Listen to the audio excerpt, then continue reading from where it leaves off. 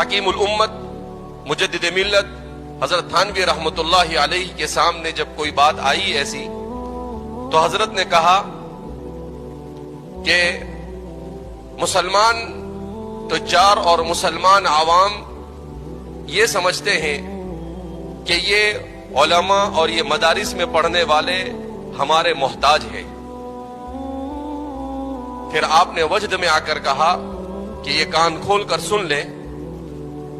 کہ یہ مدارس میں پڑھنے پڑھانے والے تمہارے محتاج نہیں بلکہ تم میں سے ہر ایک ان کا محتاج ہے اپنی آخرت بنانے کے لیے۔ حضرت نے کہا کہ جب تم بغیر پڑھے لکھے کچھ کما کر اپنا پیٹ بھر سکتے ہو اور اپنا کام دنیا کا چلا سکتے ہو تو کیا تم یہ سمجھتے ہو کہ مدارس میں پڑھنے پڑھانے والے یہ کچھ کما کر اپنا پیٹ اور اپنا گھر نہیں چلا سکتے ہیں؟ کہا ہم تم سے بہتر اپنا پیٹ بھر سکتے ہیں۔